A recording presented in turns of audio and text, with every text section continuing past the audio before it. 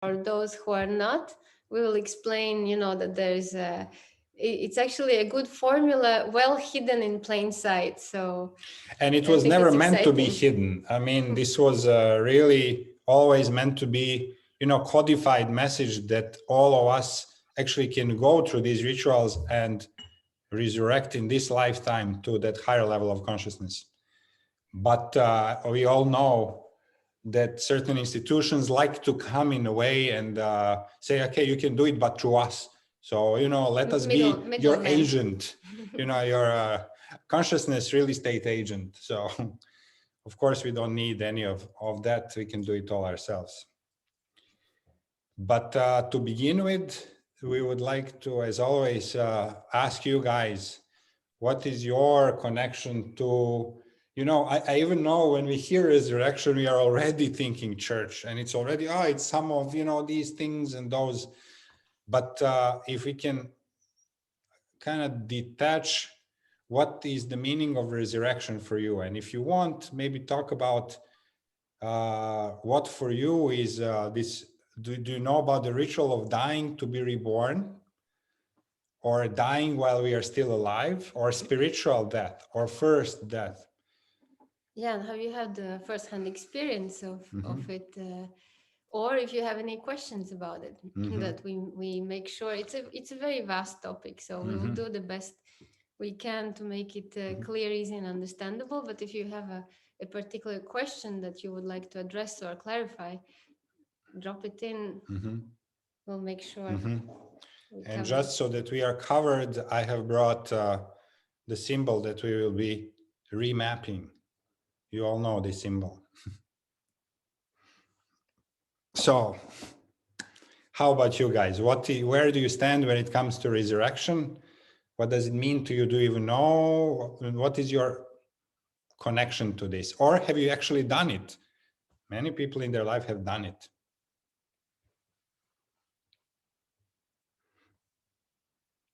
Yes, Luca. Maybe I start if everybody else is still thinking about their experience.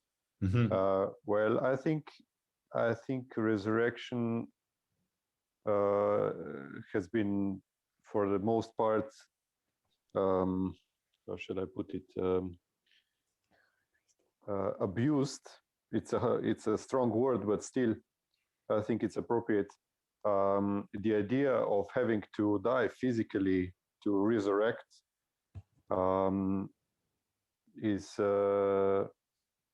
has come in the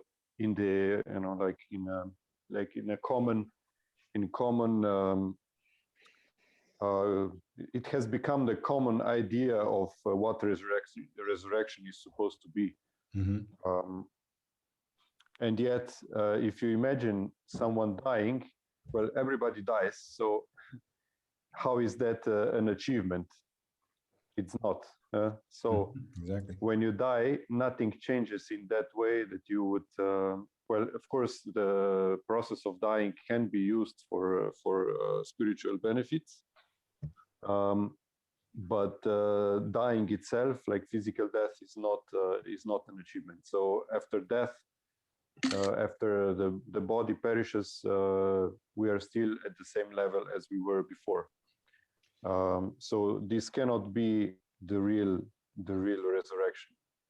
Even if we read the scriptures correctly, like even the Bible and the description of Jesus's death on the cross, physical death, it's quite obvious that he went through certain processes while having that experience. So those processes were the point and not the end piece that just fell in when the time was right. So I think it's a very good topic. My personal opinion is that every breath, in breath and out breath, is like life itself. So each time we breathe in and breathe out, it's rebirth and death again. So it's like a continuous process of changing. So I think resurrection is all about the change. And have you done any of it in your own life, Luca? Yeah, well, like I said, every time I breathe in and breathe out, it's like a small death. But of course, you can do this on small scale or bigger scale. Well, for me, certain moments in my life have been more uplifting.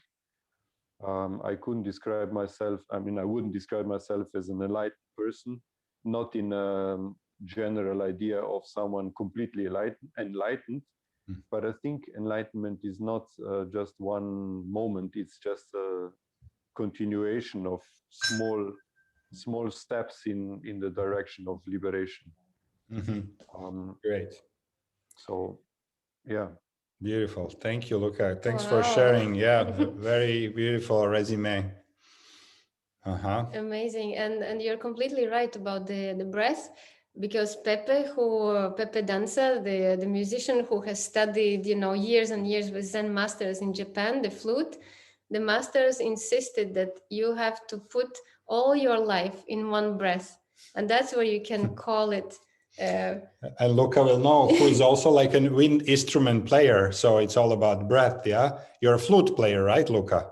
Yes. For me, also playing the flute is a part of this process of resurrection. Because if you really want to make music work for yourself and for the one who is listening, you really have to think about it and really experience it yourself if you want others to have that also. So it's also in music is the same. So first in breath for me as a flutist, and the last sound, so first sound and last sound of the piece are also like one complete life circle. So it's and even each tone in the music, you can put it on, like I said before, on small scale or on big scale, but it's always the same. It's beginning and end, and the end is never completely the end, but it's just like you mentioned Zen. I really enjoy that circle, what they like to, they like to draw circles. And I think it's a very appropriate symbol for pondering this idea of resurrecting. Great. Thank you, Luca. Exactly. Thank you. Thank you. So Lisa, your perspective from New Zealand.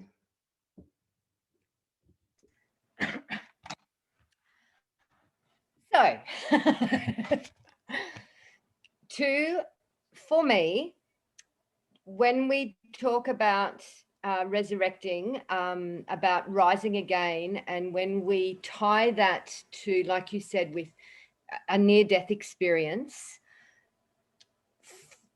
to have a near-death experience, to rise again implies that you're already up here to rise again. So if you have a near-death experience, like for me, I've had 2, but I've been way down here. So it's like, how do you resurrect when you're actually down here? And when we talk about the breath of life,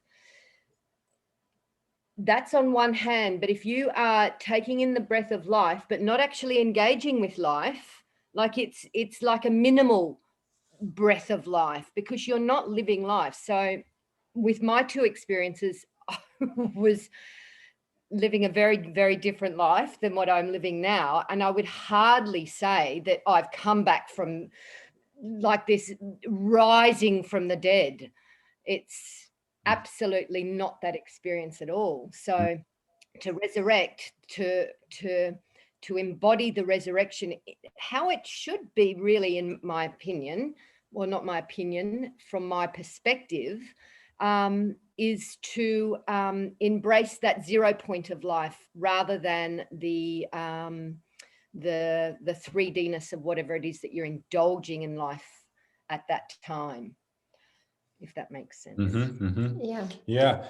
I think even if we use that word, we are already a little bit off track, because now we are kind of infusing those visions that we are supposed to be up and we need to go up again or something, we maybe can kind of just adopt rebirth or dying to be reborn or something like that, because we are already kind of a little bit off track by the church assigned meanings, I guess, with this word, because this is not the word that we use in everyday language, you know.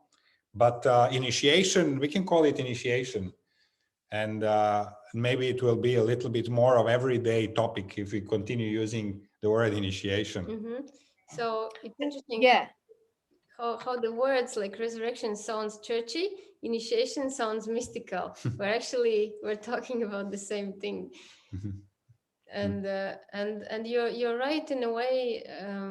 It's really how it happens, depending on your starting platform of dying while alive. You will get to the little next step, but only from where you are already at. So those near-death experiences will not be the same in different parts of your life. Exactly. If you come back from that not fully appreciating what's just happened and just kicking on with life, going, well, holy shit, I just was dead then and now I'm not. My near deaths are very, very, they were both very surreal experiences, but it's the embracing of the breath, and it's not acknowledging at those 2 points in my life just how grateful I should actually be for having that breath of life. But then with going through with one of Evia's beautiful artworks one time with me, when she draws the picture of here you are and you could be here, but you choose not to be here by just going to here, and dun, dun, dun, dun, dun, you can travel down, down, down, down, down, down. Oh, there's where I need to be. So from that depth and acknowledging that depth in order to, and that for me, because I didn't grow up with religious parenting, so resurrection for me, it's a physical thing. It rather than a, you know, angels and whatever it is that they teach you. So, but yes, the resurrection, you can choose from down in that pit of despair and, oh my God, it couldn't get any worse. Excellent. You can only go up from here. What did you say? Initiate. You can only, well, yeah, no, it is different. If you look at it from that perspective, then it is different. The resurrection is a rising, whereas an initiation for me is more like a passing through. Yeah. So initiation is usually something that we choose. And that's where we want to be. We choose to initiate ourselves in a way into a different kind of being.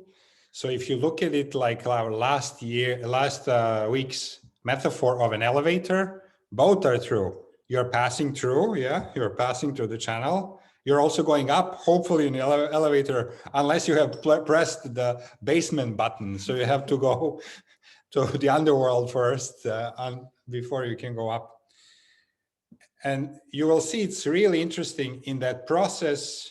We do actually encounter extremely scary things that are, you know, levels of ourselves that we need to face and release.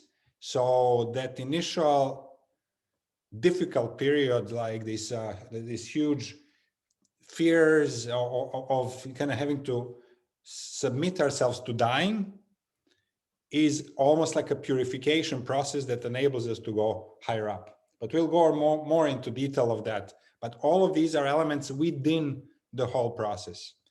So as Luca says, it can be quicker, faster, or longer. And it really depends how big are the steps that we are willing to take and how much pain and suffering we can withstand, knowing that on the other side is the diamonds. Are the diamonds, exactly. Beautiful. So thank you, Lisa. Hannah. I just wanted to share, I think I've done a few initiations with you guys. But yeah, I wouldn't make it such a conceptual difference about that rebirth and initiation. For me, it feels like the same. And I had like 1 or 2 turning points also in my own life, but they were not like this dramatic. I think with near-death experience, it has this kind of darkness placed to it.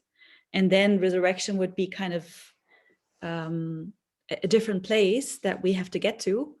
For me, it was more like reaching a certain place where I had a deep aha moment, and that made me take action. So it was something from inside coming up that the energy had shifted. And of course, then there are obstacles with walking a new path and having new habits to build or new opinions to form.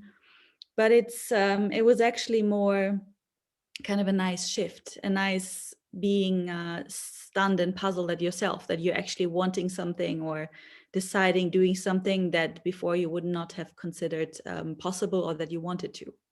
Mm-hmm. And for me, I think it's often to do with the consciousness around everything, because I think what this whole image from Jesus dying and having the death of the physical body is like an image for what we can all do in our life when we're still in the body, which is ultimately what we all want to do. Because when we're in despair, it's so difficult to find our higher thoughts and intentions. So I guess the resurrection is like a yearly reminder to focus on, that in each moment that there's just the now, eternal now, and that this body we have to work with, but ultimately it's not a eternal reality. So that's at least what I am from time to time trying to remind myself, until that's really ingrained on all levels of the inner chatter. And so had a few of those, and looking forward to probably today another portal. Yes, you're completely right about the yearly reminder. This is exactly what it is, a yearly reminder and the possibility. Yet the initiation that we're talking about is far more beyond shift in perception.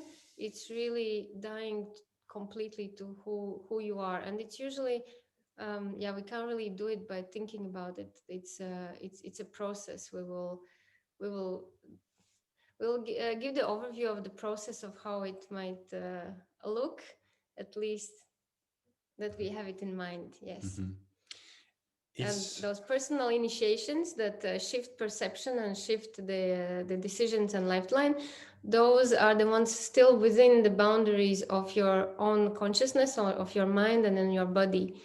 And then there's this greater initiation where you get in touch with the universal forces and actually see beyond who you are and what is you. Mm-hmm.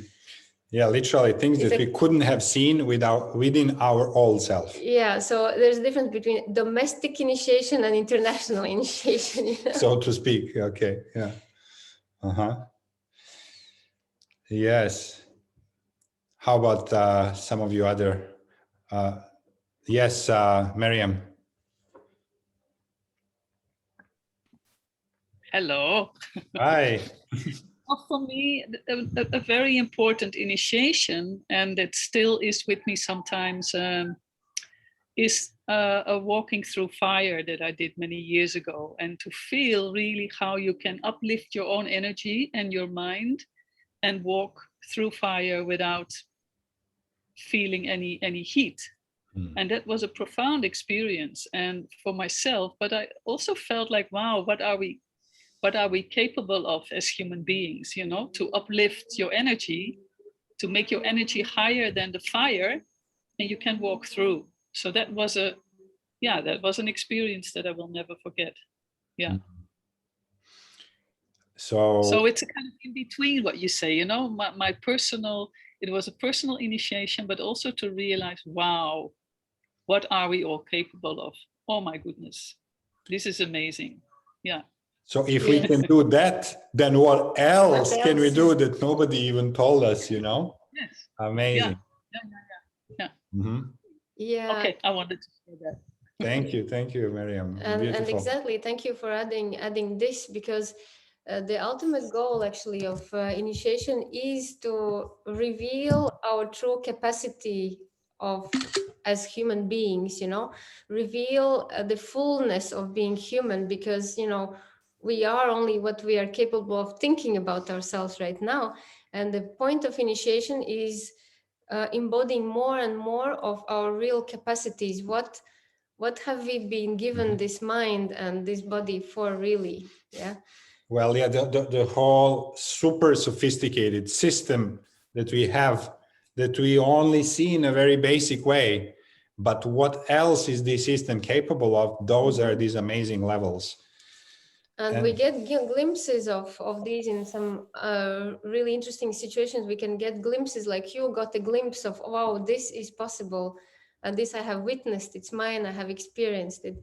And yeah, Anne, plant medicine journeys, all of those are little poking through the, shell and seeing, wow, there's a lot of things out there. And what is the shell? Shell is the current of our current consciousness level. Well, or current collective agreement of what is so-called possible, So getting out of there is one of the reasons. Is one of the reasons why we actually do this.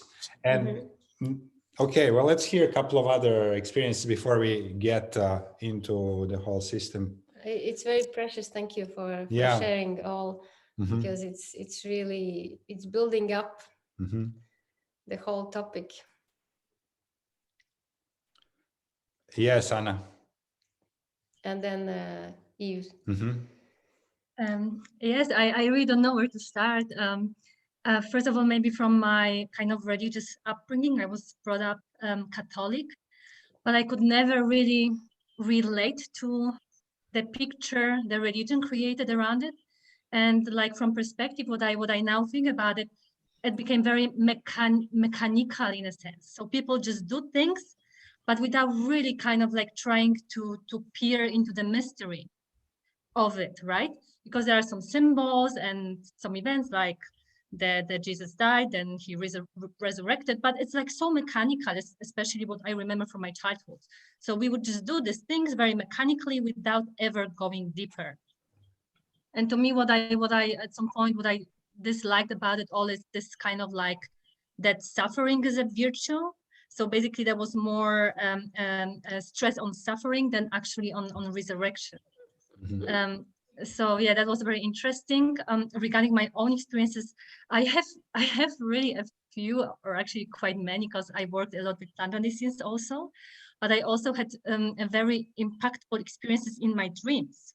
So even as a teenager, when I was depressed, for example, I had this amazing dream. I was depressed for a year and I didn't want to leave. I was very, like, I don't care, I can die tomorrow, I don't care. I was 17, and I was very kind of arrogant in my approach to that. And then I got this dream where my wish was kind of granted, and this force lifted me up and started kind of swinging me. And I knew, because it was in my room, I knew that I would basically, with like every swing, I was getting closer to my desk, and I knew I would die. And I knew it was like this knowing, okay, just a few more seconds and I die. And in my dream, my father actually saved me. But he needed to take care of me all the time, because this force, every time he was not around, this force was like, again, kind of looking for me, to grant my wish. So I woke up and depression was gone, like overnight. I was like so grateful that I'm alive. And then with some other dreams, like even after our retreat, I had this crazy dream where remember, like in Austria, we did some amazing rituals there, where we changed timeline. And I remember where basically I had the same night, I had this dream where basically everything I knew got deleted, and it scared the hell out of my ego. So there was like this amazing fear in my dream, like, what? So yeah. So where do I go from now? The ego was losing everything known to it. And then with plant medicines, I smoked bufo, for example, which actually brings you through. And it was very unpleasant. But then I had this moment where I became one with everything, which was the most amazing moment of my life.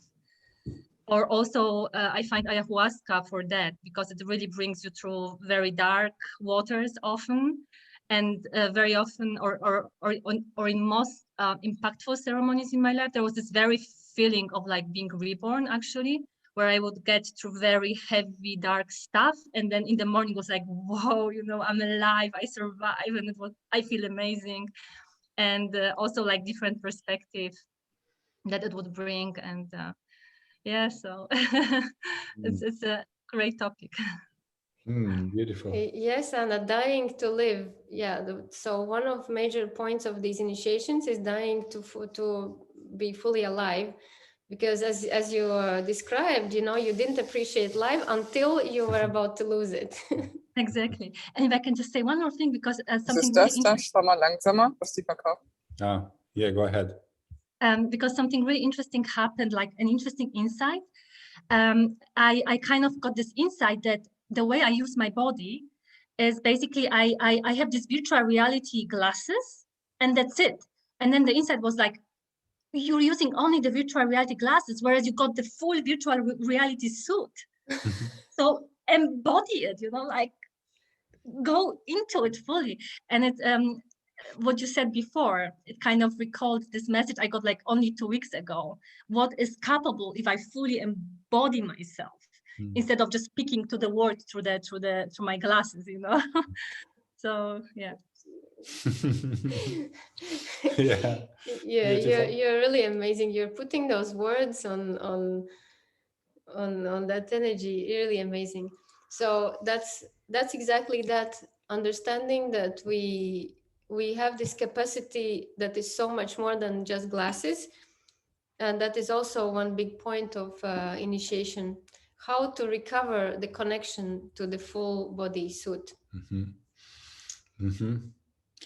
And it's very interesting that you say those excursions that we have through different plant medicines, you know, unless we actually have a systematic approach and go for it long term and actually decide to approach it really systematically to see what's going on, it's like one experience here and there, and then we are back in the 3D world, and like what, but with the burden of knowing that there's more. It's like, oh, but that's how do I keep it, you know, how do I stay there?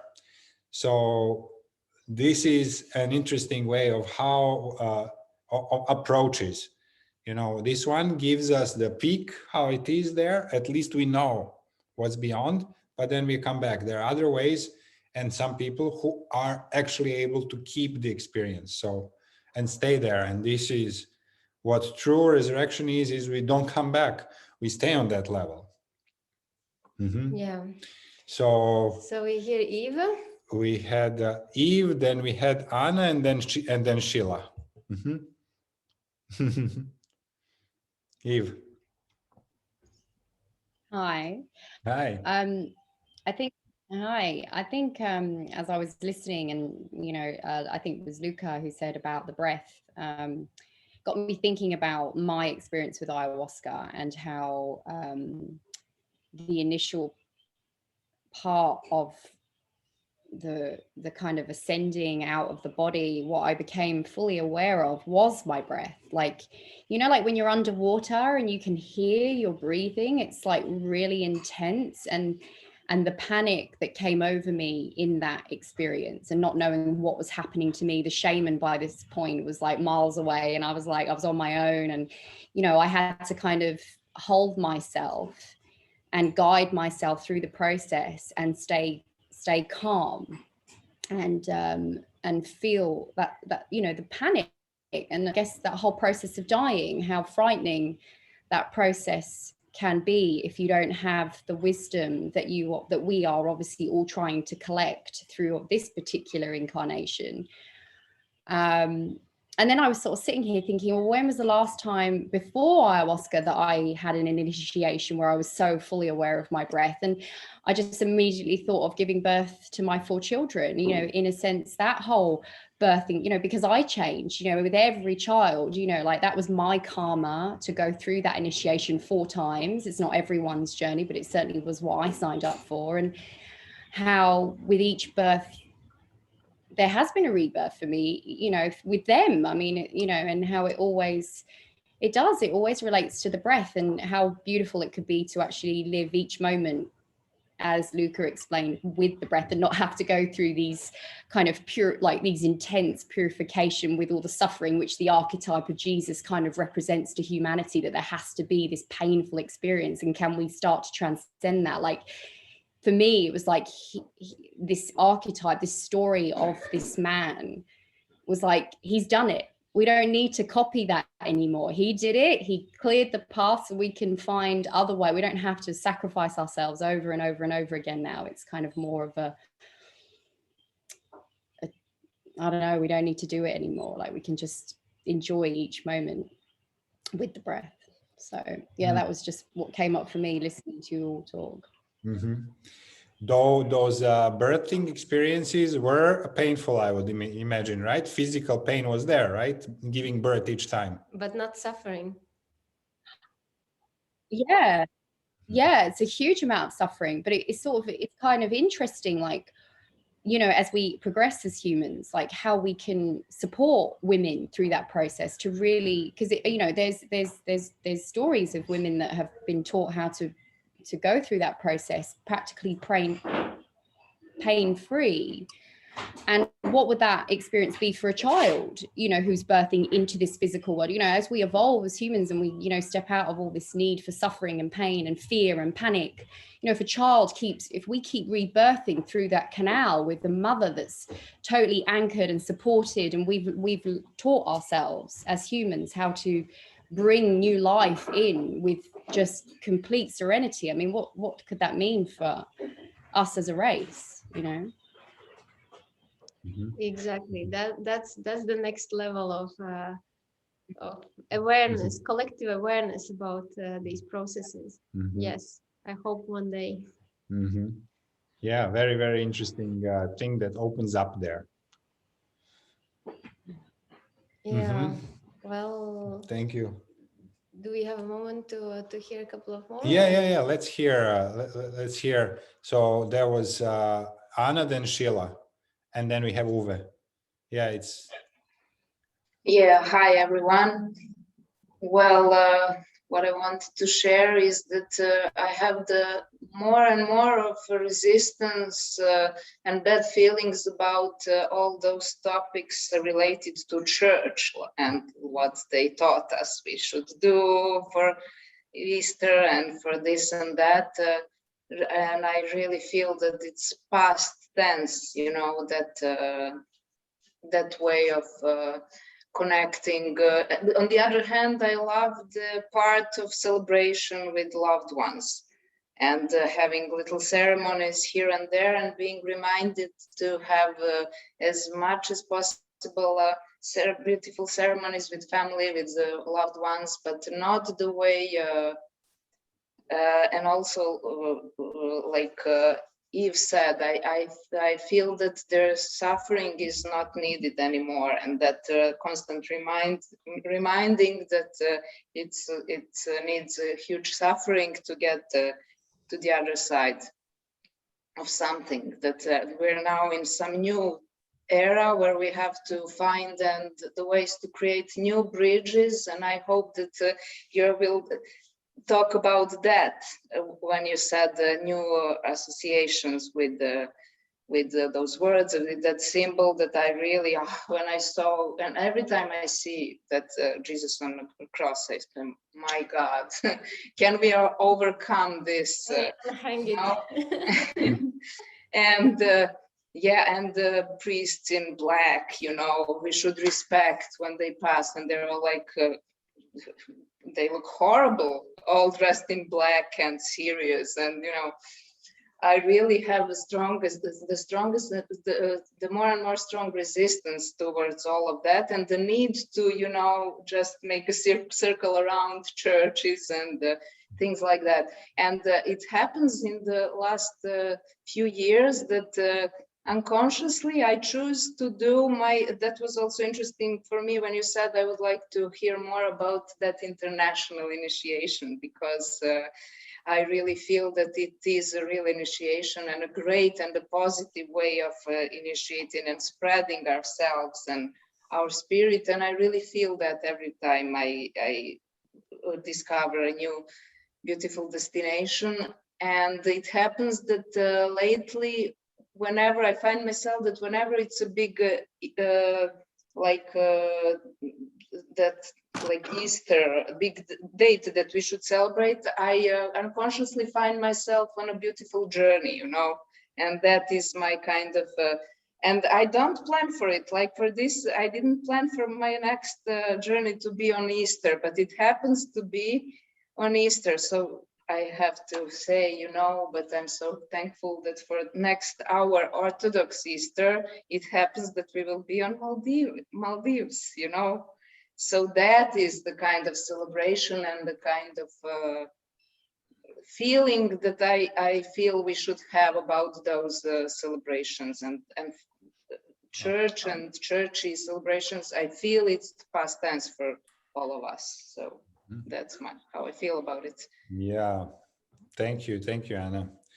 Yeah, we didn't want to get much into even mentioning church, but we can say a few words. Is that they those rituals that are mentioned originally through them and actually through Jesus's work is something that what he wanted to show is that all of us can do it. What church actually ended up doing is taking those secrets, locking them into the Vatican vaults and not allowing anyone to actually see what's there, and then giving their own version to the people that is maybe safe for whatever their reasoning was behind, but mostly to actually be a middleman and to actually kind of charge you for the spiritual experience that you can have on your own or with other guidance. So our view, because of that, is muddled of these whole processes. So we have to look back and extract what are the keys of these rituals, because we want to use them and we want to apply them, at least the archetype of it in our life, but to extract from the muddled parts. I think the worst that the church has done is to insist that it's not possible. They change the message for this afterlife, that you are waiting to die as a poor sinner to resurrect in the afterlife, as Luca mentioned, and that is the worst distortion. That's not exactly what they've done. They've all done it in the life, and then he was reborn. He was 33 years old. So after that, he continued on the next level, and that's only one initiation. There are many, many more initiations that goes after that. So it's not really to wait and expire completely in this incarnation in order that something happens after. It's totally that it can happen as we go and as we live, as an active process. So the worst is actually inducing this idea that it's not possible. It's not possible while you're alive, where actually the message is exactly that it is possible. So that makes a huge difference, actually. We'll get into it very, very quickly, just to give the context, and and I hope it will be clear once and for all. So we have Sheila and then Uwe, and then we can dive in. Yeah, Sheila. Okay, hi guys, nice to see you. And I just want to share, I just noticing that the word initiation is kind of have a negative thing in me. I hear all of you, I hear the positive things and the heavy things, kind of. So it's like my heart is bumping now when I'm saying it, because I don't understand anything. I hear you and what is going on, and what shall I do or not do? Have I been initiated or not? Or I'm resisting because I am initiated. So I just want to say, because otherwise I don't hear you, because I hear you at the same time is, ringing bells in my ears. So yeah, I don't know what to say more. Thank you, Sheila. Yeah, it's a problem with these words because they have associated baggage of meanings. And then all of a sudden we get this baggage and hardness of meanings that are associated with them. But for now, we don't have a better word. You know, dying to be reborn. Again, dying is like such loaded word, or resurrection, such loaded words. But those are the words, and we talk about experiences behind the words. And this is what we will hopefully make clear once that we really dive into the topic. What are we talking about without going through one word? And you know us, Sheila, this is going to be light. Believe me, it's not going to be dark. And it is something we can do and enjoy in our life, you know, and just kind of enjoy going through those phases rather than having the grim, you know, like subtext to it. So, okay. Yeah. It will be interesting because when we talk about death, I'm not afraid of dying, because every night when I fall asleep, it's like, okay, I don't even know if I will wake up next morning. That is one thing. The other thing is, and I don't want to die yet, because I'm not ready here yet. It's too much to experience and too much joy. Even though I have broke my leg, it's still interesting, you know. So yeah, I'm happy I know you. We saw your pictures, even skiing with your broken leg. So you are a superhero. For you, it's not a problem. I love it's amazing. Sheila, I love you how you approach this. I can't die because I haven't done skiing yet. Yeah. Thank you so much for that. Yeah, and enjoyed it so much. And I will do it not one more time. We'll do it again, because we enjoyed it, both of us. You know, my leader and me. So it was really great. So thank you for that. Yeah.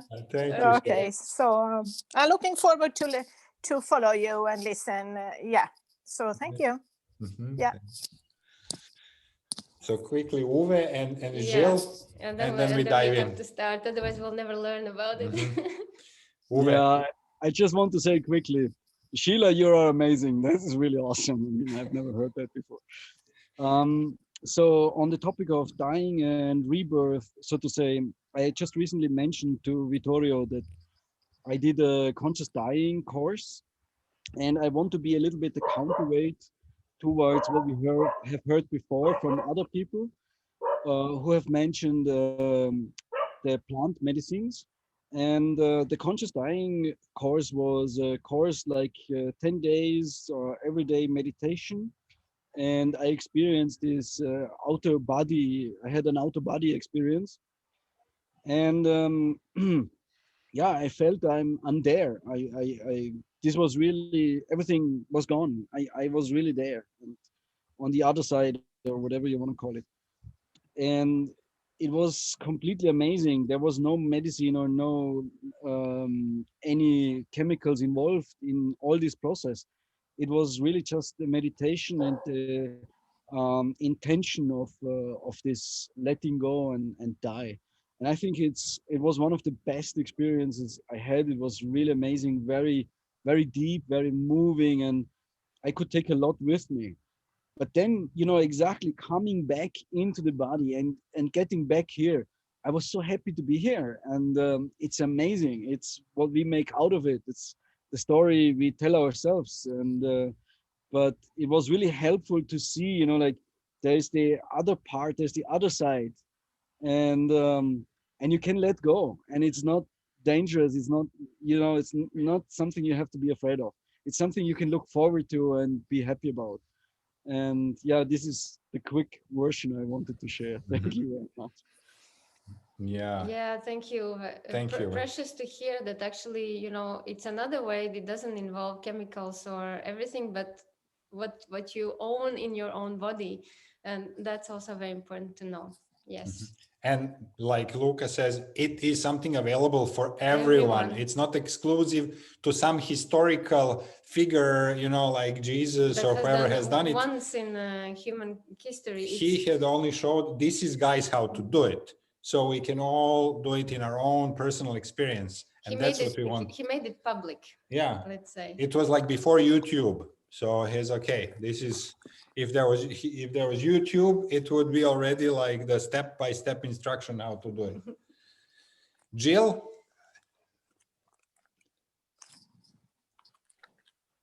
Yes, here I am. Yes, hi. Hi.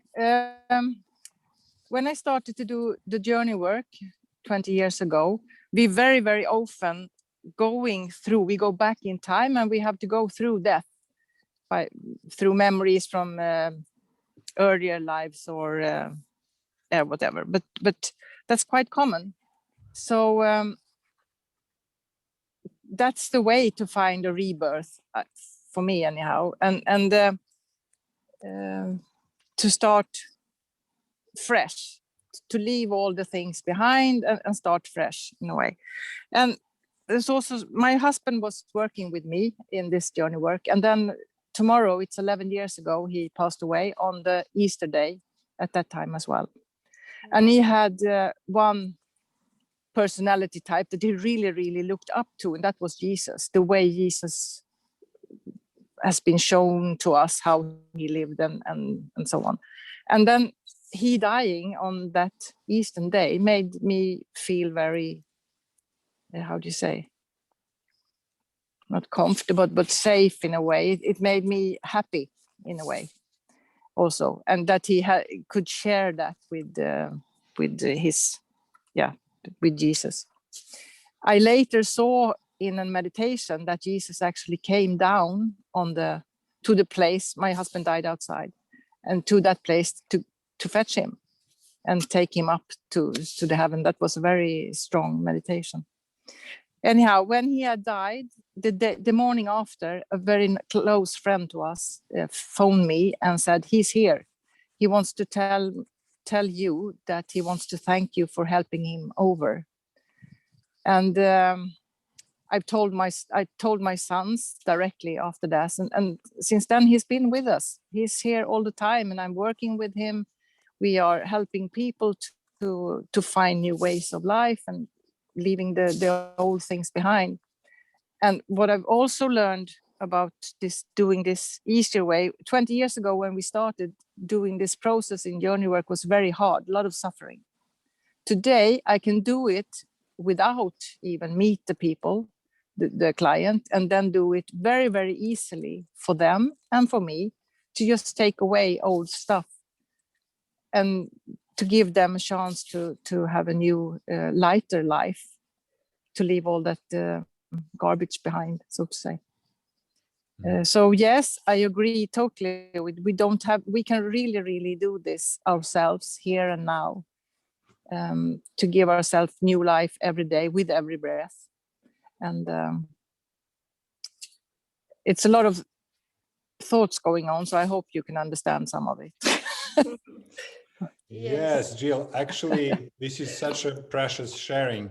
And what we heard from you and what we heard from Uwe, and then from Anne as well, that she mentioned plant medicines, and from Anna. So there are many ways to go through this. And this is going to be pretty much the topic of our year. Now we started to call this Beyond Tea. So we literally don't have any more time. We want to go beyond, that boring eggshell that we have been all kind of constrained in. Break the shell and go beyond. Beyond the mind, beyond the physical body, beyond the fear of death, we went beyond freedom, beyond all the concepts that are keeping us in the cocoon. So we're opening this season of sharings with this idea to go beyond any idea that we have and into experiential experiencing it rather than speaking about it. Yeah. So we will use temporarily the words. However, like Sheila says, okay, but this is already kind of waking up some old associations, but we will try to use as little words as possible and actually to practically go and do these things. And this is amazing that you guys have such a variety of experiences, so that we can collect the different methods that all of you have used, combine it with the methods that we have used, and actually come up with the way that is appropriate for each and every person to experience the beyond. The beyond now, yeah? So that's what we want to do. So So then let's set a little background for this resurrection thing, church and Jesus mixed, yeah? Because we have two lines going on here. The message of Jesus and the church's overlay, yeah? So the ritual goes, and they're very similar. They're very similar with this one major difference of Jesus said, what one man can do, any man can do, and he paved the way. And the church said, not before you are dead, you know, so you have to live to prepare for your death, and then the heaven is after that, when you no longer have the body, yeah. So exactly, and yeah, thank you, Eve. Yes, those doing this work will do even greater things. So he's a way shower, and actually, if we know how to read the scriptures, there is some truth in it, and the formula is standing there. So I will remind to those who are not very familiar with the Bible. So we go about 40 days of fasting and reflective meditation. For example, the Jesus birth is fixed to a date of 24th of December. And it's always, regardless of what moon or what day, it's the date, 24th of December. So it doesn't have so much of significance, except being very close to winter solstice. Yeah.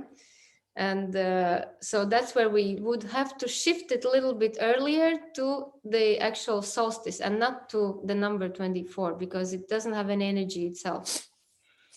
And you see, and a half year later, yeah, on that 21st of June, another thing is happening. But in the middle, this 21st of March that we're celebrating as the beginning of the new year, Easter is always mapped around this, like Sunday after the spring equinox, yeah? And the full moon. So it's not a fixed date. It's very much calculated according to the moon and those cycles, yeah. So that has its significance in itself. So we have a fasting period of meditation, and then let's say carrying the cross, which is another important element, carrying the cross uphill. So the crucifixion place was set up on a hill, Golgotha hill. But it's all symbolic, guys. Yeah. So like, don't even put the pictures of somebody physically, dragging those some are the cross. Elements of the formula. So the cross that is super heavy, being, dragging up the mountain, that's, very difficult. Then the cross is set up and the body is kind of nailed to it and let to slowly die through, pain and suffering. Then the body is put in the cave, and a few days later, it's no longer there. It has been resurrected out of the closed cave, yeah? And that's what's celebrated. So this resurrection is celebrated as life after death. So here comes the detail where the church says that the body has died, yeah? Where actually nowhere, if you read very carefully, nowhere it says that the body has died, because the body hasn't been found, yeah? So it has been declared a death and resurrection into some other mystical, heavenly realms, where actually nowhere nothing says that the person has died and being buried somewhere. The body is not found, nowhere to be found, so we stop the story there. End of the story, basically. So this little detail that it hasn't been proven that there's actually physical body being buried, burned, or disposed of in any ways, actually is the hugest key to understand that it has not died. And the resurrection has happened while being alive. It's a spirit getting out of the matter. So Sylvia, you're not late. We're just starting the sharing part. You missed a beautiful personal inputs of people, but welcome. Don't worry, we just started. So this is just to decode the first part of the layer of the church on the real technique that is being shared, how this is done. So literally the part of the recipe is fasting for a certain amount of time, and then, as Uwe said, the 10-day meditation with guided practices. So the ideal version to being able to resurrect while being alive is being guided. So that is the super important ingredient, because it's very difficult to do it by yourself and to have enough of a focus and awareness and presence of mind to guide yourself through the process. It's possible, but at a certain level of awareness already. But being guided like Uwe, 10-day meditation where, of course, using the breath work and using a specific mantras and visualizations, it's part of this 40-day preparation for the body and mind and conditioning everything for the experience. And energy. Why is it important? Uwe has done it in the framework of the Buddhist meditation course, because somebody in that from the guides had the energetic key how to plug these people into the process, because it's really important to have someone who can actually energetically plug into the right elevator, how we call it. If it's not there, we are kind of stumbling. It's possible to get there, but it's really going into the jungle and finding the way yourself. If there is somebody who has been there yet, usually called a guru or, whatever you want to call them, a shaman, facilitator of some kind. Then it could be easier because they know, where to plug your energy. And what's interesting is that, Jesus is what to us Europeans is the closest example, but it has been all over the history. In Egypt, Isis Osiris, and Mayans, Aztecs, they all have this, even the Hindu, the Krishna, like it's all over the place. There's a beautiful documentary actually that has it all in one place about afterlife, and the guy has compiled all around the world how it has been done, and the same concept, identical, with the cross, with the fasting, meditation. Do you have a name of the documentary? I will put it. Yeah. It's on Gaia TV available. Like Ireland, Scotland, England, everywhere, all cultures of the world had the same ingredients, but we don't have much of recorded history other than, it's all on the walls all over. It's in Vatican Library, hidden. So there's this preparation of the body. When let's see this initiation as a guided process. We don't know if it's possible by oneself, but let's take the guided one. So you're prepared, your body and mind is prepared by fasting and thorough meditation to the point where you will have to cross over. So what does the cross has to do in this journey? Because cross has a very important symbolics. It's a vertical axe crossing horizontal axe. And why dragging it on the back and in such a uncomfortable condition? And why after having fasted and after already being weak and why to carry it for your own self, to nail the body on the top of it? So the cross has its lifelong symbolics within ourselves. In the first level of initiation, the first death and rebirth is actually dying for one's own ego. So what is one's own ego is something that we have gathered through life up till that point, what we have been told who we are, what we have been told what we need to do, and actually our own personal karma. So that cross, that everybody has their own cross. I will share the screen here and show you what one interpretation of the cross is. Share screen, green. Where is it here? So what the cross that we are carrying is actually connected very much to astrology. So cross, vertical axis of the cross and horizontal axis of the cross are what we call horizontal is ascendant and descendant. And the vertical part of the cross is the middle heaven and the bottom line here. So you have these two arrows here. What they are showing is a certain encoding life karma, what needs to be done in this life. So this is my natal chart. So my horizontal axe is Leo and Aquarius, and there are certain topics that I will have to deal with for as long as I have not transcended my ego. I'm not going to go deeper into explaining what they are, but for each one of you, you have this in your natal chart.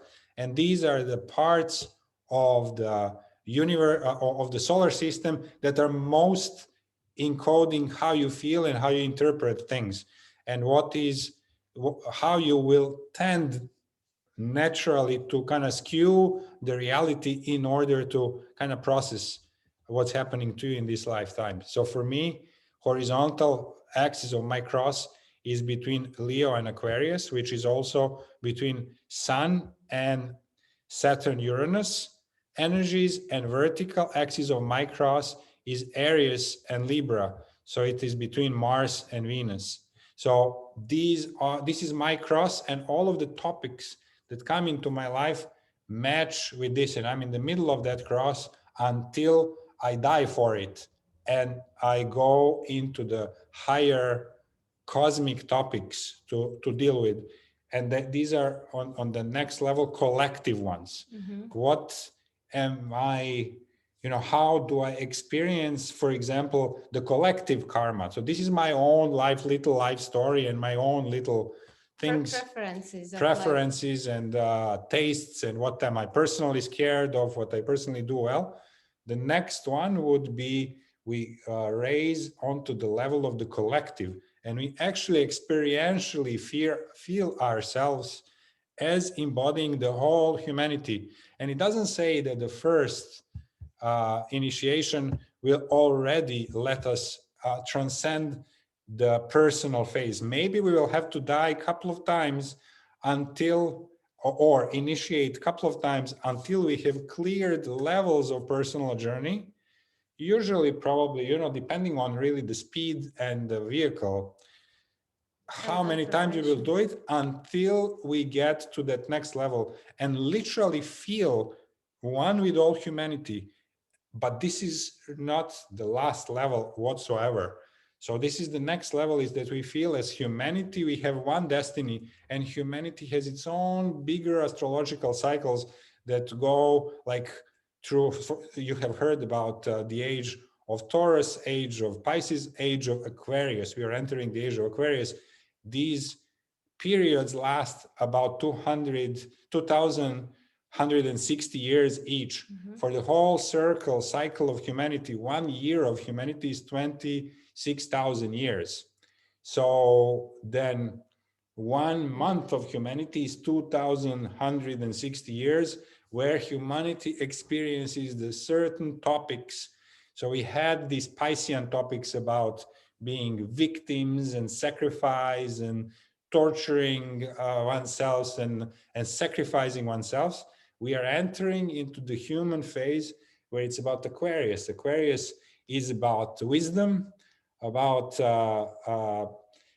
new inventions, futuristic inventions, and actually maximizing our potential. Yeah, so as a fractal principle, the humanity also is carrying its own cross, which has its own big topics to resolve. So like this, when we're carrying our own cross and uphill, it's because it's the most difficult thing to do. We're attached to our ways of seeing the world and our reactions, and they're so ingrained that it's the most difficult thing to do the exact opposite. Yeah. If you're conservative, it's difficult to be like light and free and everything. So we have to carry it for we have the whole lifetime to transcend it, but we can also do it consciously. And we can also zoom out of it to see it, so it's easier to drop. And our cross is our preference for life, our favorite ways of doing, thinking, and being. And everything we think and know about ourselves. This is who I am. We call ourselves, yeah. And that's what we also call ego. And when we nail it to the cross, actually we're nailing that personality, our personality, and everything that is made of. Well, we don't have to even use any more those, but for now on, when you see this symbol, you know that this is horizontal line in your astrology chart, this is vertical line on your astrology chart, and you're right in the middle, and your consciousness is right there. The personality is right in the middle. Yes, exactly. So this is literally how we can start redefining this symbol, so it's not really any, and that death on the cross just means, okay, we are transcending the personal story, going to the next level of cosmic experiences. But what's really important here is to point out that some of these spiritual traditions are talking about getting out of this body and escaping to some other realm. Whereas actually really what's happening is that we are in each levels of initiation. We are getting wider and wider in order to embody in this life now deeper perception and deeper first-hand experience of cosmic consciousness. So when we say that we physically feel ourselves one with all the rest of humanity, then we really experience through that journey that we are one, that there's absolutely no separation of any humans. We are all sharing the same human destiny, so to speak. And you don't kind of by mind feel it. You really embody this reality, and in those moments, it's yours. You are the whole humanity yourself. And that's not the last level either. The next level out of that are, interspecies and intergalactic experiences, which are very difficult to put in the words. So what I would like to refer you to is a book of a guy who has done the consciousness exploration through the psychedelic means. This was his way to reach those levels, but at least you will kind of have a map of his first-hand experience of levels of cosmic consciousness. Guy's name is Christopher Bach, B-A-C-H-E. I will write it here, and I will later share it in our Telegram group. He had written a book called Diamonds from Heaven, and he explores his 20-year journey of doing initiations, and going deeper and deeper and deeper. Anna read it. Amazing book, right, Anna? I will also send you the interview so that you can hear about the levels of consciousness, just to have a little kind of upfront map what is out there, and we are still on the level on our ego. So how, deep and far we can go. And this is going to be a nice illustration what these initiations, where they can lead us. Okay, so back to the cross. So the personality is nailed to the cross, and in the story, tremendous suffering with vinegar and blood and so on. So what is the suffering stands for? The suffering stands for our level of attachment. So others who were non-aware were suffering in the story. But Jesus didn't suffer. He was blissful and then fully conscious and aware of the process. So if we embrace the letting go of personality and ego with full surrender, full trust and bliss, there's no suffering. The suffering is when we don't want to let go. Exactly. It's like ripping off the band-aid, but slowly, and it covers a lot of surface on your leg. That's suffering. When you make it like you don't want to let go. The pain and discomfort, yes, those of you who have experienced the plant journeys, well, yes, pain, darkness, suffering, confusion, it's part of the deal, but as valid part as the bliss. So they all both go together. There's no way to get anywhere without the exact opposite of what you're looking for. If you're looking for the bliss, well, the unpleasantness is included in the package as well. And it's not that it's there on purpose. You know, this suffering is really absolutely up to us. And it is absolutely to that extent to which we are resisting and not trusting. So I don't want to die. It is awful. It is scary. Well, this is resisting. If you allow universe to take you through those places, the dark corridors of consciousness, let's say, well, you just see them as dark corridors of your own consciousness. But it's easy to say, of course, yeah, when you are faced with your worst fears, how cool are you at that moment? So are you able to say, this is not real, I'm just faced with my worst fears? But that, how much you trust the guidance, that's exactly going to be determining how much suffering there's going to be. Yeah, so this upfront preparation actually deals with this, preparing your consciousness to face your worst fears, to face this, what can cause great suffering and even psychological damage. Because if people go through the journey of rebirth unprepared, it can be so shocking. Like losing suddenly everything they thought they were, losing what they think about life, losing how the notion of how the world is built. It's literally knocking the chair from under their butt. It's very, very shocking and sometimes difficult to cope with. Yeah, who am I going to be if I'm not lose everything that I know about myself? Some of you know already the vastness of that question. So the blissful losing of personality and ego experience is only when you have already upfront let go of the major concepts and you are aware of a little bit structure of the multidimensional reality. So where we go from here, now that the journey takes, let's say, it's moving into the cave. From the cross, the body is taken into the cave and let there. So this is where this original consciousness that inhabits our body is actually free to roam, and it's taking the memory and the capacity to remember, understand with it. So that's a little bit different from the just dream work, where it's hard to remember. A conscious journey retains its full ability to experience, feel, and remember. That's why also those experiences feel real, because they're connected to receptors, they're connected to the inner organ of perception. And it's not in your hands anymore. At that point, it's not in a person's hands. The journey is going on regardless. That's what the plants do.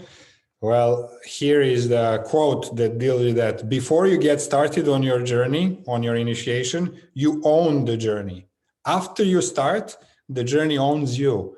So then it's full surrender and trusting the process, or resisting and experiencing amazing amounts of fear and suffering. Yes. So yes, Luca, you're right. It's a second-hand, of course, writing, but with lots of cross-referencing, this is actually, those elements stand true. They have been interpreted in many ways, but these elements we can find in any other ancient culture of the world. That after that cave, well, the journey takes over. Initiations in the pyramid and the sarcophagus. They all report that same feeling that the journey is on, the gates of between the worlds are open, and your soul is taken on excursion. It's taken on a journey. So when the soul is taken on a journey, there's no more control of what you want to see, what you don't want to see. Pure truth, and heightened perspective. So when a person, and that is where you're completely alone. Who said that the shaman, Eve said the shaman was miles away? Yes, they are usually miles away, because where you are, nobody can come with you. But it really depends it's you on with yourself. It depends on the experience and connection with the guide or a guru. So it helps if you really have a right guru. What Sadhguru likes to say is that you have several ways to go there. You go there alone is one way, and you are alone in a jungle, and you can be literally meeting all kind of jungle beasts and having to find your own way to face them. Another way is to enter the bus. So no, the second way is you drive the vehicle behind the vehicle of your guide. So you at least have some sort of trail lights to follow to get there a little bit more surely. But if you have an actual guru, it's entering a bus. So you don't ask and you don't tell a driver where to drive you. He drives you, you sit in a bus. And you'll get there. And you're going to get to the final destination. So there are these levels of a great question. Sylvia's question, how to find the guru? Well, yeah, Sylvia, we have first-hand experience about finding the guru. You know, the moment that you actually have this opening, and the opening is about, okay, I'm ready to face anything that comes my way. I'm ready to face the ultimate consciousness and the depths of my like the pit of my worst fears. When you are ready to rise on the next level of your being human, the guru is appearing. Because it was, I just want to say that it was very beautifully said, even, you know, Sadhguru, Ramdas, Omram, they might be dead or alive, it doesn't matter. A guru's energy is such that it's spreading everywhere, and wherever there's a little crack in somebody's consciousness, wherever somebody vaguely kind of said, oh, I would like to try, they come, they're there. You get a book, you get a connection, you get a video, you get someone that, or you get a real person, or you depends. get a real person. It doesn't matter. It just little yes, internal yes, I want, that magnetizes. But there's a big question, guys, and it's that big question is, it's asked to all of us. Do we really want upgrade, or we want to just be happy? And be happy in whichever way we are. Be happy and nothing hurts. So because this, you know, I know you are all saying, okay, well, great, enough of suffering or this and that, but really the suffering is not there because the universe is malevolent. The suffering is there because you resist actually to get the heck out of what your comfort zone is. So that's when you find the real guru. He will tell you to do things that you would dread the most. Why you dread it? You dread it because, because you are not equanimous about those things, and they get through, you know, they see through our BS. Mm-hmm. So and they go right there. The other thing that Sadhguru says is we are not going to polish your bullshit. Polishing your bullshit means, we're going to pretend that you don't have, you know, your own things to transcend, and we will believe your interpretations why you would rather not do this. No, they will go directly into the things that trigger you the most and tell you do this. So you might, Sylvia, you might regret your question how to find the guru, because they will immediately ask you to do things that you hate the most. Why? Because once that you don't hate them anymore, you're ready to be wider and to go to that next level. And that's actually explanation of suffering on the journey, because we are still not completely equanimous to have all possible experience. Yes, Eve, your children are your gurus for sure. Children are here to teach us so many things. Yeah, so how do you tell a real guru from someone who goes along what you already know and think? The real guru doesn't care if you like him or you don't, if you agree with what he says or don't. He just holds this infinite field of love for you to transcend and says the truth. And he doesn't care if you throw rotten tomatoes his way or you criticize or anything. but he's always there to pour a little drop of truth within any crack that you might have opened, even for a second. So it's and the feeling when you meet a real guru is that they have transcended their personality. They don't need to prove anything to anyone. They're just there, and not even trying to get their truth, but shining like the sun. And if you encounter that energy, for us it was Omram Ivanov, that came from the books, and you actually, like, you take any book of Omram, you start reading and you just feel okay, that's a real person, that's a real cosmic energy translated into words. And you're finding your own BS along the way as you kind of are confronted with what was being shared. Yes, and it's not going to be comfortable, and it doesn't have to be. It has to be something that cracks you open enough so that your actual real capacities can sprout. Yes, Luca, we would like to hear what is you wanted to add something about the real, like you say, bona fide guru. What would you like to say about this? Well, I can share with you. Yeah, I can share with you my own experience. Of course, I'm not the only one. The only one in this opinion after the experience, but my own experience was I came across Kriya Yoga quite some years ago. Maybe that was about will be 10 years maybe now. A little bit more. I came across it through a friend who was studying teachings of Paramahansa Yogananda. He was maybe some of you probably know him. He's quite well known.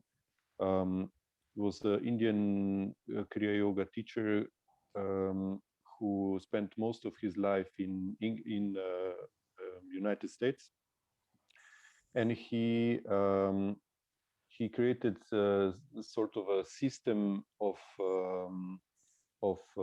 lessons you get through post. If we can just know history of Yogananda, just about your guru and this point that you wanted to make, please. Yes, the point was I started studying those lessons, and for me, the teachings of Paramahansa Yogananda were, like you said, it felt like, wow, this is it. This is the real thing.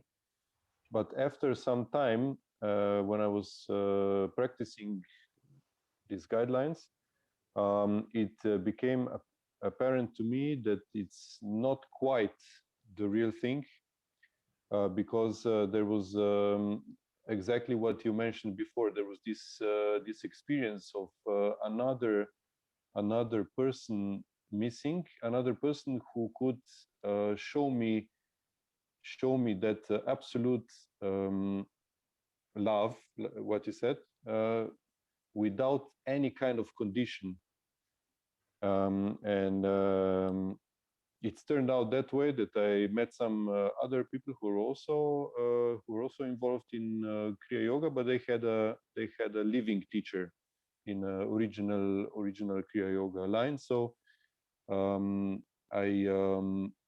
I approached him, and he initiated me. So that experience was a completely different thing from what they called initiation in the self-realization fellowship. So in my experience, it's a completely different thing to meet someone who is really, really qualified and to read about it. It's Thank you, Luca. I don't insist on that it's the same for everybody. Thank you. Yeah, so that is true. You will magnetize the guru at the level that you're able to take in. It serves no purpose to magnetize, the highest level of light for a person that's still very dense and very close. So it will always go, and as much as you open, there's a next guru and next guru and next guru, giving the next level of what you can handle, because it's all about this cosmic energy of truth trying to live within your body. And as much space as you have, that will be the size of the guru that can deliver it to you. And some gurus might need to crack you a little bit open and make more space. Then another guru can come with another kind of light and concept. But what it all does, they can only plant the seed. So the guru, like I went through an initiation with Sadhguru, you know, recently. It threw me off, but completely off for a couple of days, because the energy of that seed, even just the seed and potential of realization, is so tremendous that if you are not prepared, it can completely throw you off. If it threw me off, and I didn't know whether I want to live or die, cry or laugh, or, you know, a complete confusion in my system, where I think that, you know, I usually know where are things. It means it's a tremendous potential that is given in a form of seed, and it will grow and develop in its own way throughout how you cultivate it. Some people can live with a seed and it wakes up years later. So it's a gradual process, but it always helps because it gives a huge kickstart to this transformational journey. And when you're led by a qualified person into this cave, facing your worst fears, what is the cool thing about it is that when you come out of the experience, you are grounded, and that experience is grounded in, and you can live with it. It's not a shocking experience that you don't know where to put, but it's So this is really the difference between people who have done this initiation journey with somebody who could ground it and help them ground for them, or those who are, we all know how popular different versions of psychedelics are, but we see that a lot of these people are quite not balanced. They were not able to really embody what they have seen, nor to in any way incorporate it in their everyday life. This is what happens when we don't have the actual powerful person to energetically follow the process with us and to help us ground. So then you are not there, and it's a huge dread to actually come down and be back into the world with limitations, with physical body, with the same money issues and whatever the same else people is there. around. So the big question is, once that this has been seen, how do we ground it, and how do we embody it, and how it actually actualizes into our everyday life? And this is that big question. The experienced guide literally helps there a lot.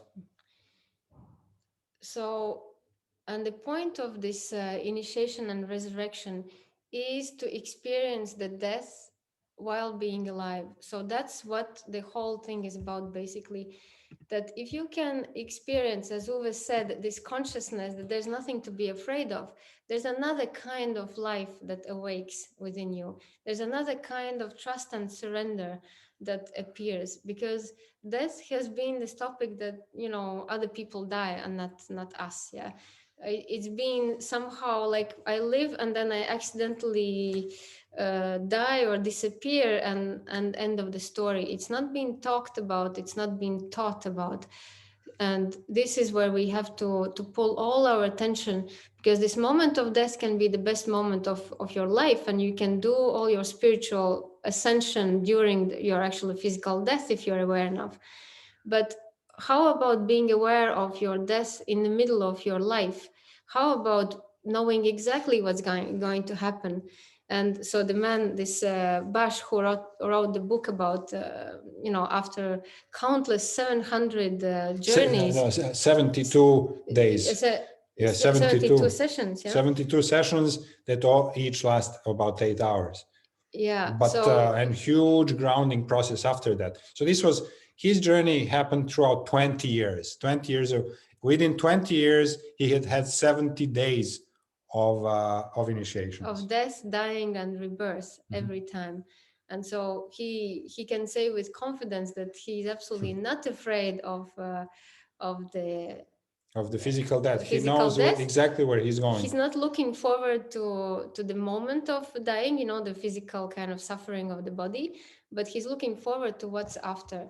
And if we can bring, and that's what the church was actually trying to occult, if we would bring that heaven on earth right now in the middle of our lives, then we wouldn't have any questions and we wouldn't be manipulatable in any ways, because we know, and there are basically no fears that can grow from anywhere, because you just see how you are beautifully placed as a fractal within the greater universe. As long as we experience reality through our personality, which is subject to all kinds of dangerous things and fears, well, that's where we don't stand really in our full power. So living in the cocoon and not knowing our full abilities is what Sadhguru calls a part-time human being. And living from the highest awareness, like Uwe knows what's on the other side, Miriam knows that she can walk on fire, Anna has seen herself as one with all that is. So accumulating those experiences, but also making them last and bringing your consciousness to stick to those kind of experiences, that's where we want to go. To become a full-time human being, fully aware of our place within a greater cosmic system and more in charge of our physical reality. So I would agree both with Christopher Bach and with Luca, depending on what is the speed at which we start embodying initiations and kind of stretching ourselves wider and wider. It will be either it will have more or less of this unpleasant moment associated with it. We can do it gently and we can do it in a very organic way at the certain speed, because on the other way, there is also no such need for rush, because there is no end to this journey. So if we do it slowly in the hand of a gentle guide, so to speak, it could be less of a huge band-aids to rip apart, maybe smaller ones, so we go in a more gradual path.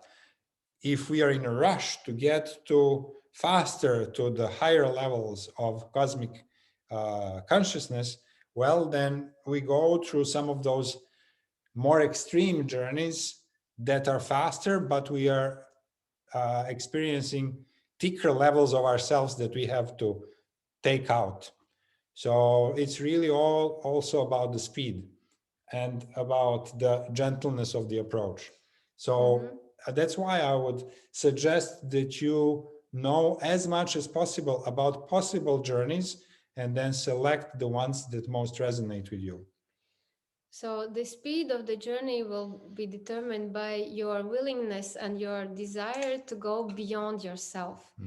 If you have a little curiosity about going beyond yourself, well, you will do a little thing gradual, step by step, to kind of inflate your perception and expand your consciousness little by little. If you have a burning desire to really break out of your human default conditioning, then you will go for those strong experiences, which will throw you off in some or many ways. But on the other side are amazing diamonds. It's really how big of a step you are willing to take and are you even willing to experience, for example, levels of interplanetary consciousness, intergalactic consciousness? Do you even want to go there? In a case of people who want to experience those levels, it was the curiosity. What are we capable of? Like Miriam says, if I could walk on fire, what else am I capable to embody in this life? Well, these are some huge depths of cosmic consciousness that we could be shown and experience firsthand and then ground it. And pretty much what we are doing when we are those explorers on that way, we are opening, you know that there is this thing as collective in training. If you are doing it for yourself, you are also doing it for people who are in your sphere of interest. So they are getting it indirectly through you. So the farther that we go, the more of a collective upgrade we are kind of facilitating for people around us. So for anyone who wants to explore this full human potential, there is a little personal questionnaire that comes in place. And the first question is, how far am I ready to expand at this moment? Like limitless, just next step be beyond what I am right now, or anywhere in between. So how far am I ready to do it right now? You can imagine the first next what step, what height of a roller coaster do you want? So this is like a curve, mathematical curve. You know, in school you did these. If you place the point here, the curve will be like that. If you place the point here, the curve will be flatter. So the more of a extreme experience you want, the more of a ripple effect it will be on all your system, and you just have to be ready for that. The second question to ask yourself is how. To which extent am I ready to live fully? And by living fully is having no prejudice against life or anything that is within life. How ready am I to engage with anything that life has to offer? How ready am I to get to my next level of everything? And you can establish a scale and see if you have a burning desire, like as soon as you say it out, all those guru's energies will converge towards you and start making things happen. Like even this conversation is not for no reason in your life. That means that you have somewhere put out a little magnet to hear it. Yeah. And this is what you are consciously or unconsciously, because maybe for some of you, you're ready to go to the next step, but you just don't know.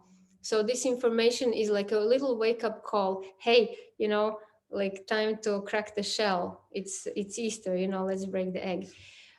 And the third question would be, how are you willing to live with this new unknown information? How much are you willing to integrate it into your body? You cannot, once you have seen, you cannot unsee. You have to take it and incorporate in your life. You cannot keep it as some dream kind of experience. You have to actively embody and ground it and make it available, the result of it for everyone around. So if that willingness to embody the cosmic consciousness in your physical body is there, that is a tremendous possibility. And this is what is every guru's wish, is to share the tremendous possibility with normal people and see it grow and create the ripple effect of light all across the humankind. And these experiences are not available just by sitting on a couch. Really, this next level that goes beyond has these ingredients of very thorough preparation, fasting, being alone, doing it on a specific date, and these portals of 21st of March, June, December, and September. These are the portals where the bolts of the cosmic lock are all aligned to open the channel. And this is where all these initiations happen. As Tridakna said, in the greater universe, there's no time and space, but there is one cosmic appointment when all the things align for the equinox.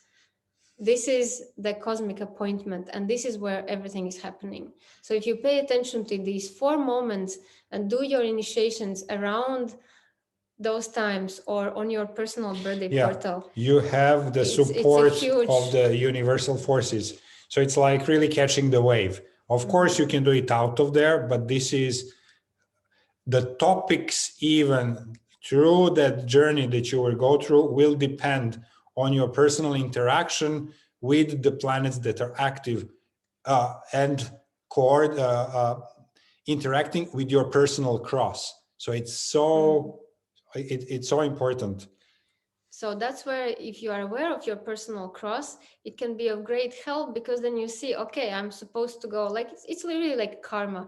I'm supposed to, from this, become that, like from an individual to conscious, including everyone. Yeah, you can have a general idea, but what universe will show you, we don't know, and we cannot know. But it will be happen within that. It will happen at the moment that we don't have any more control. When the roller coaster goes like this, then you will see what it's going to be. When you have already released your hands, then it's going to happen. So Lisa had a question. Lisa. Okay, so for you Europeans who are very focused around the equinoxes and the longest days and the shortest days, the experience is very, very different, as you guys also know, around like equatorial countries, equatorial places, and even for like an experience in Australia where I am from, it's like with if we go with these, it's the longest day of the year and the shortest day of the year. That's not the same there. So then with tuning into what you're saying is these like golden tickets of opportunity to be engaging with that point of time. For me, it is very much about having to be present with that moment. Like, it's like when we have a spring, it's like, it's not the same day of that day in Europe as it is at that point in Australia, and it changes in Australia. It's having to be so tuned in to, you know what I mean, with that day when the date is like, oh, it says it's that date, but you know that it's not that date because you can feel the difference on that date when all of life is engaged with cosmic consciousness. Exactly. Here am I looking at a calendar going, oh, no, that's not until the 30th, when all of life is going, it's right now. So that's my question about this, engaging with these vortices according to a calendar rather than actually tuning in to what is going on with the cosmos. Exactly. Great point, Lisa. And the answer to this is exactly. It was meant to be that we really experientially feel that these planets are part of our physical body, and we feel it and we go accordingly by what we feel. The calendars are established there only for those who have lost that feeling, so that they don't miss the train. They don't miss the elevator because they don't feel it anymore in the body. If you feel it in the body, you totally follow this. That's the ideal situation. Nevertheless, actually, it happens to match. For my great surprise, it happens to match the calendar and the dates on calendar. Because when you see those ancient, Stonehenge, other pyramid circles, temples in Malta, they're like 12,000 years old. They do match on the 21st of September, for example, where the equinox, and that ray of sun does actually go through the slit of the stone on a particular spot. Same for Egyptian temples and everything. So in a strange way, it does match the numbers on the calendar, but nevertheless, the cosmic alignment is shown through the light of the sun, always and forever. It's there is a rhythm of the sun, and the places that knew how to capture that rhythm of the sun show when the planets are aligned, and they've figured it out. So our body confirms if it's the right moment for you to engage in anything revolutionary on that date. You might be completely off because it's not your, like you skip it. You don't have to take every portal that comes your way. You can skip as much as you want. Nevertheless, the opportunity comes your way, says, hi, this is Resurrection Day. And for example, this particular on the northern hemisphere, this particular Easter portal that is going to open has this particular energy because it's mapped by a man's consciousness that made it available. So this is in this particular setting, and probably for a certain type of people. Then you can have the Peruvian one, which is on a completely different day according to Mayan calendar and their sun, when that was most appropriate if you are there and attuned to that energy. Then you can have the one mapped to Egyptian energy, where again it's the sun, it's a particular moment, 21st of December most likely. So wherever your energy is naturally drawn, because you don't know if you're really Australian, Lisa, do you? Maybe you are much more than that. So you will have your own, Anna is always traveling on those Easter days because her energies might be working and taking her that she doesn't even suspect why and where she needs to be. So we have to allow this higher intelligence to take us to the place, to the teaching, to the guru, to the moment when you are fully willing actually to embrace. You can't be ever ready for what you're going to experience, but you can be willing.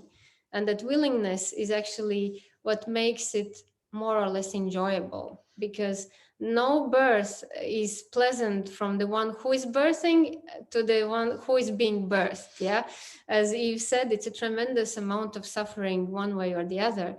So, and maybe it doesn't have to be very pleasant anyways, but that reward of being on the other side is worth the journey and worth the full spectrum.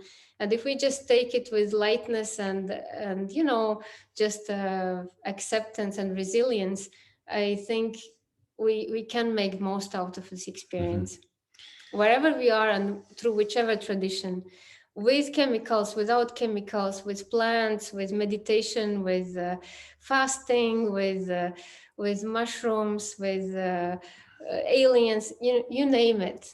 The way how you get there is not what matters that much, but your willingness to become a more full-time human being, that is what matters the most, in my opinion. Yeah. All along the way, we had Angela's hand up, so somehow it happened when we started sharing. Angela, did you still want to share something along these lines or not anymore? Yes, I would like to share. Yes. So while hearing what you're talking about, I always think my experience is that we all have this light in us, a universal light, and also this experience to be a multidimensional being.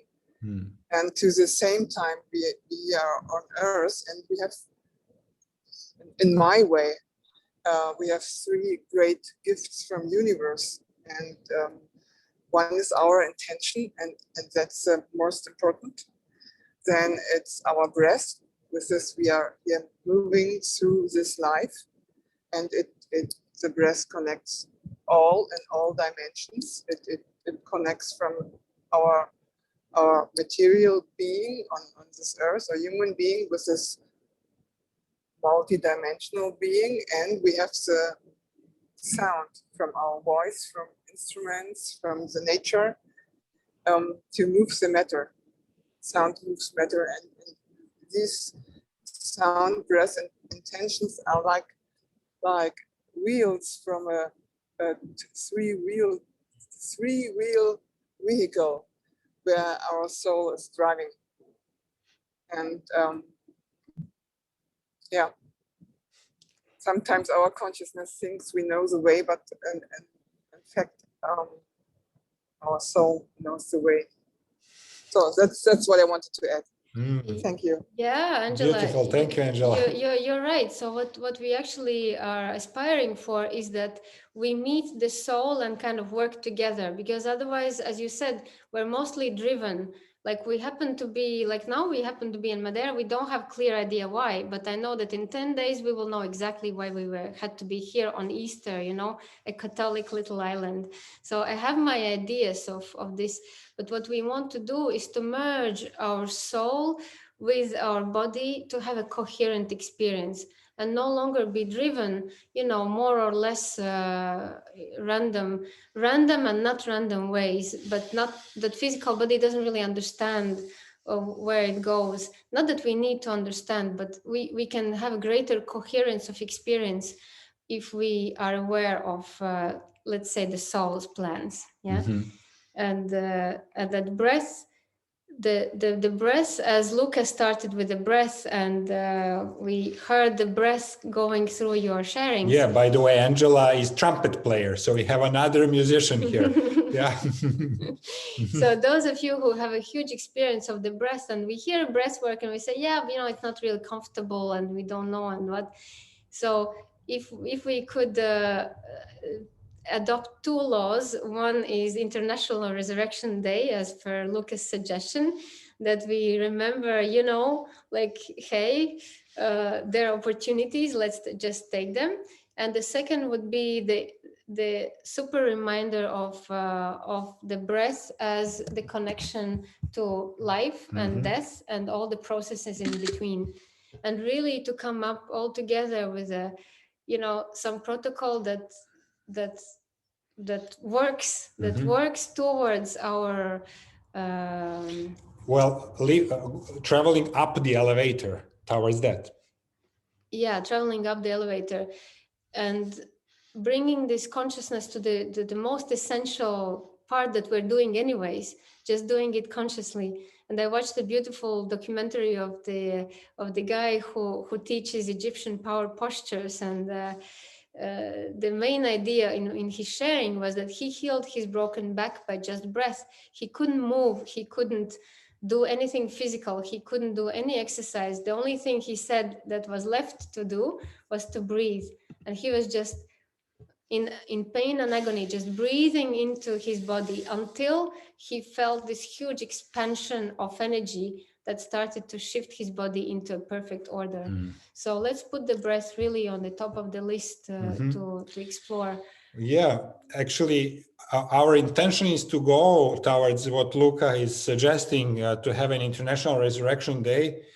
It's a great idea through this community that we are starting now, Club of Life. At least we will combine us who are on this journey together and provide that path for us. And we can then share it with everyone we know, so that they can join us if they feel like in our upwards journeys through the elevator. But at least we know where we are, who we are, and we are doing it together. So that's going to be our concrete step towards making this available. Yeah, so the opportunity is here. It's available anytime. There are these golden ticket moments where the whole universe is ready to take our wish. We always encourage to make use of these moments, but most of it's like I see those beautiful backgrounds, guys. You are in the forest, in the fields, in the car, in everywhere, like really being aware of this impermanence of life and increasing the intensity of wanting to be alive and taking everything it has, even these inconveniences, perceived inconveniences, but having and tasting that experience, because we don't know how long it's gonna last, and bringing that heaven on earth. And actually it's a sort of beautiful challenge that I personally have set for myself, and it's putting me in a joyful state, that you imagine a challenge of bringing the heaven on earth right here in this body, in this time, and expanding it ever more. And what heaven on earth means is really embracing the depths of cosmic consciousness and actualizing it in this life here and now. That's what it is. So and this will speed up everybody's evolution, because as Anna is starting the 3-year studies to become a psychedelic therapist, we have we need you now. Actually, we don't have 3 years. As a matter of fact, really, we need you now to facilitate on Club of Life, because this is going to be one of the crucial therapies that we're going to be offering. So yeah. And we would like to put it right out there, and you all know our resistance towards psychedelics and the way they have been practiced. But we have found that one little thread that actually can be can bring this consciousness to the next level in and non how Marek says woo-woo ways. Yeah. So it's out there, it's open, it's available, and the time is now. The time is to put it in on the agenda as everything else that As helps all us other expand. tools, exactly. So yeah, I guess that's what we had as sharing. And the next step will be to actually come up with the practical journey that we will share with you guys, how we can actually go through these things practically together or in small groups. So this is what we are planning to do. Well, we have one, Lisa. Yeah. Lisa is saying, how about somebody with 20 years experience with psychedelics? Well, Lisa, if you are able to ground them, we would love to hear from you. No, of course, everything is super welcomed. So putting together our competencies, and this is also the flavor of that cosmic curse that we have initiated. The flavor of it is coming together so that one person doesn't have to do it all. There is someone who knows how to do it. There's someone who can check in the cleanness of the process. There's someone who can ground after. There's someone who can hold hand. And all together we can actually craft within our circle these experiences of resurrection, where all of us can safely go and try and emerge on the other side. And that's why we are actually here in the same screen, because it's a collective experience made available for individuals. Yeah. Collective competence, I want to say. So we'll get pretty practical and we'll craft the pathway, because the blueprint is there, seed is planted. We just have to create the physical path, how to lead each other into that resurrected state of mind and being, and to bring the heaven on earth. And then what happens outside of us, they can do whatever they please. We don't care anymore. We are just going up the elevator into our own experiences. So there you go, guys. This is what we had for today.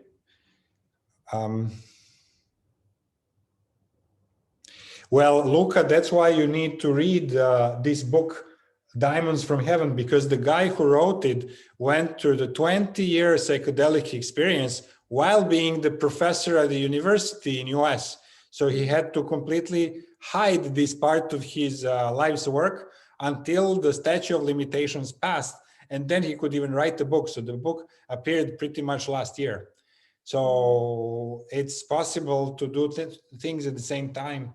But unfortunately, the institutions, well, it's apparently opening up again. But anyway. We'll drop a couple of documentaries on the Telegram group that you can watch, including Larry, who was a Harvard professor and experimented with with these things, just to understand that, you know, there is no matter the amount of travel, if it's not grounded, it doesn't really work. And plus it's going to be there as one of the tools. We will have the meditative path towards there as well. So none of us have to choose one path or the other. We will have the menu of possible ways to get there. And for each one of you, it's going to be something that works with you guys. The Telegram group, beyond, I will send you now. And it's actually in the email that I sent you, Sylvia, in PS, at the end of your email is the connection to the Telegram group. We will not share these things on Facebook, yeah? Yeah, so yes, Lisa, you have understood, right? While the world is crumbling, we're all ready to trip together. Okay.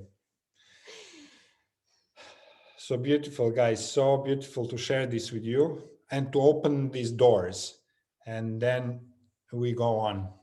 And we have remapped, hopefully, what this means, yeah? So we don't have to have those weird associations anymore. So we know what the cross is, and what is the person in the middle. And, We will physically remap it through the ceremony over here. And really figuring out what your cross is very helpful. When I understood what my cross, I said, okay, well, I would never have gotten it myself, you know, because it's from the one where you think you're comfortable to the exact opposite. So you would never go there by yourself or by accident. So knowing what your cross is very helpful to kind of say, okay, I will have to let go of this. By the way, Uwe, you will know this is from Rila Monastery. I had to get it when we were there.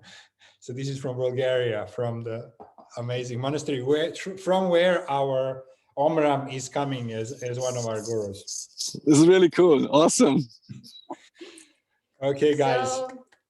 So thank you so much. To trip together in every possible way, and to establish the International Resurrection Day, as per Luca's suggestion, at least for us.